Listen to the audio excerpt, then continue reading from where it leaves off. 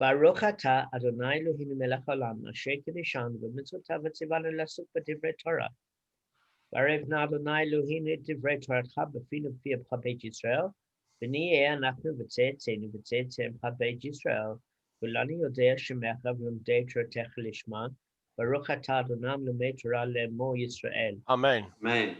I'm going to say it in English because sometimes people, including myself, don't know the Hebrew off by heart. Adonai, God, King of the universe, who has sanctified us with his commandments and has commanded us to engross ourselves in the words of Torah. Please, Adonai, our God, sweeten the words of your Torah in your mouth and in the mouth of your people, the family of Israel. May we and our offspring and the offspring of your people, the house of Israel, all of us, know your name and study your Torah for its own sake. Blessed art you, Adonai, who teaches Torah to his people Israel.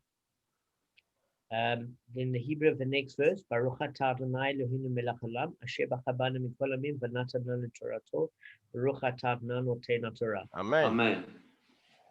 Blessed art you, Adonai, God, King of the universe, who selected us from all the peoples and gave us his Torah. Blessed art you, Adonai, giver of his Torah. I just Amen. want to read now in English because Hebrew is not my first language. So sometimes people don't understand what we're doing.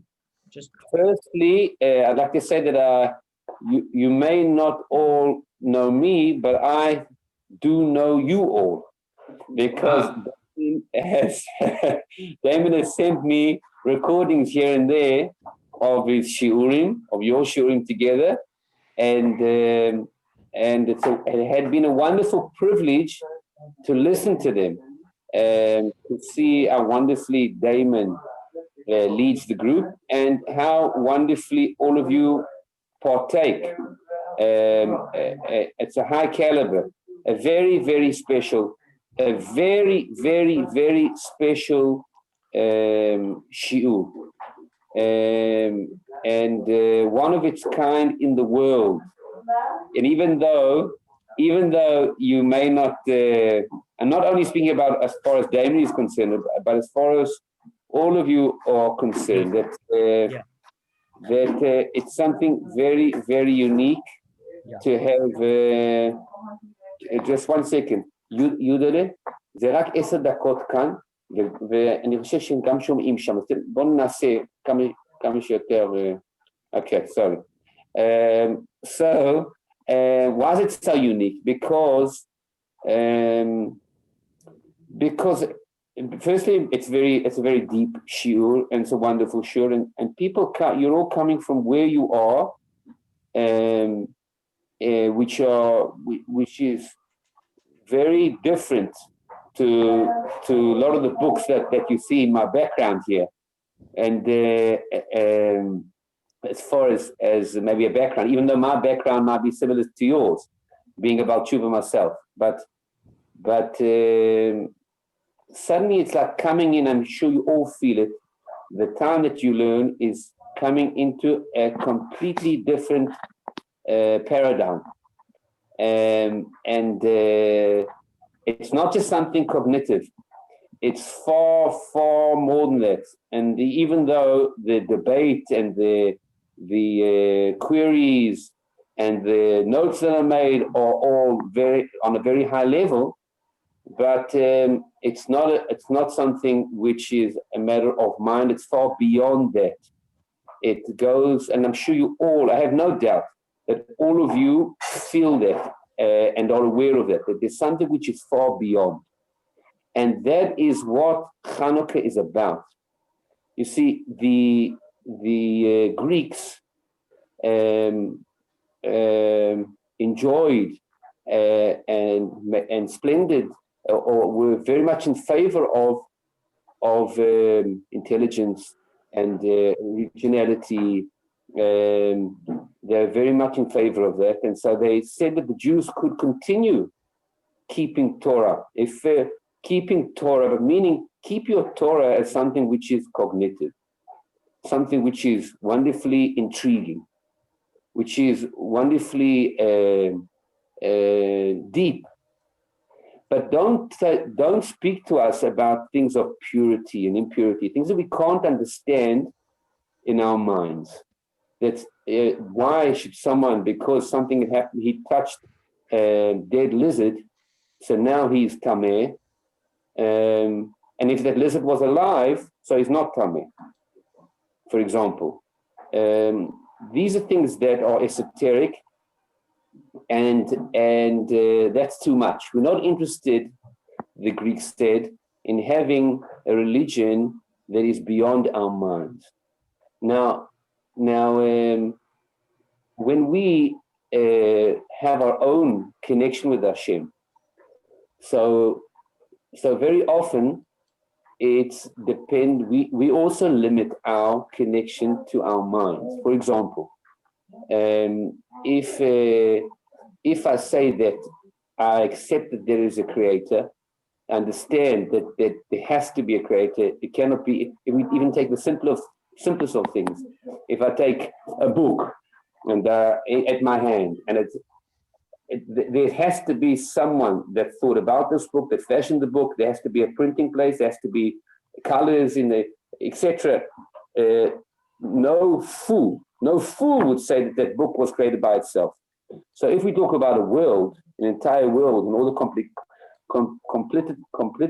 complicity. I mean, Israel for too long, so my English is disappearing. But in any case, in this world, the way it is, there has to be a creator. So I say, well, my mind is limited. The creator's mind is maybe in relation to mine is unlimited. He created this whole world. It's obvious. And so I have to accept that. And he knows better than me, and so I'll do what he wants from me. That's what the Greeks said. That's not the way of the Torah. Because what I'm saying when I say that is that I'm still in control. My mind is still I decide that my mind is limited, and in relation to my mind, there's a creator whose mind and ability is unlimited. So I decide that I should do what he wants from me, for better or for worse. I would better do what he wants, or it's for better. I would do because it's for my better. But that's still me in control, my mind in control. There is a further level, which is so different that it's almost on a completely different paradigm. That is on the level of something which is far beyond my mind. That means, for example, give an example what I'm talking about. If we have a relationship between a father and a son, and the father says, I want you please to organize, if you can please take the car to the shops and buy some milk and whatever it may be. So you can understand that it's important to go and buy things because we need milk at home. So it's logical, and I'll do it. But when a father says to his son, please go over to the wall and knock on the wall 25 times, and do it at 2:00 at night, please, and do that, please, for this week. So that's a little peculiar. But if I have absolute love, respect, and I have humility and acceptance of my father, and understand that I respect his will, irrelated to the point if I understand it or not, but simply because it is his will. So that is the highest level of respect, and that's the highest level of connection. That means I don't understand why. I don't even know if he knows why. I don't go into that. But he told me to do this, so I respect his will. That's deep levels of connection between people as well. For example, if this would be in your mother's merit, Damon, your mother, Aliyah Shalom, but if she would say something for you to do, that you ask for you to do it. So out of love to her, you would do it because you love her and you respect her. And even if for you it doesn't really make any sense, that specific thing. But she asked, so you do it. I'm not in control there. I'm on the contrary. I'm completely in the flow of what they want from me. And so that is the message of Chanukah, where they lit the candles with you might have taught them, David, that when everyone is impure, which was the situation in the time of the miracle of Chanukah, so you are allowed to fulfill the worship of Hashem in the temple when people are impure. That's called in Hebrew tum'ah hutura betzibur. When you have a tzibur, a community, they are all impure. So you're allowed to do the worship in the Temple Mount through impurity. That means you could light the candles, or you could light the menorah lights with oil that was impure. You were entitled to do that. But the reason why the Maccabees and the Bnei Chashma, the sons of Hashmonai, and those that joined them, didn't give up until they found, in a miraculous way, one of the pachim cans or jars of oil that was pure, because there were lots of jars of oil. The Greeks didn't have a problem with you lighting lights in your place of worship. They did the same. The problem was that it should be pure, that it should be something that's above our mind, that's above Sparta or Athens, above the body or the mind. And so there was oil, but the oil was not pure. But even though it was entitled to light the menorah with it not being pure, the Jews at that time didn't give in, because they understood this deep understanding of something which is beyond us. And they believe that they must light the menorah with pure oil, symbolically of their pure gold. And there were so few of them that fought against an entire empire. That's the same approach of saying, it's above my mind, it's above this world. It's more important than life itself. It's total devotion, where I'm devoting the highest level of my control and giving it over to the Creator. So that is one of the deep messages of Chanukah. I just wanted to mention one, if it's okay, Damon, one short. Sure. Yeah. Of course. And that is, there's a story about someone by the name of Katz, who was a South African rabbi. And the story here, his name is Sidney Katz. Sidney Katz was a rabbi in Pretoria. We're going back many years ago. The story that I have to tell happened in 1978. And he was at the Lubavitcher Rebbe, and he visited him. The Lubavitcher Rebbe said to him that he was involved with prisoners in the Praetorium jail, which was one of the biggest jails at that time. And he would visit Jewish people that were imprisoned, believe it or not, for many of them for political reasons, and he would visit them. And so the Lubavitcher Rebbe asked him, tell me, what about, it was just before Chanukah, what about Chanukah lighting in the prison? So he said, well, they don't allow it there. They don't allow it in the whole of South Africa. The prisoners are not allowed to light candles, and even at the time of Chanukah. So he said, well, I would like you please to try and do your best to change that. So he had connections there, was connected with political figures. He said, okay, as soon as I get back, I'll do that. So the Rebbe said, no, I would like for you to try to do it now. So he said, well, I can do it immediately when I get back because it's simply 2:30 at night in the morning right now, and I wouldn't like to disturb anyone. So he said, on the contrary, if you call them now, they'll understand how important it is, that you didn't want to leave it for a moment.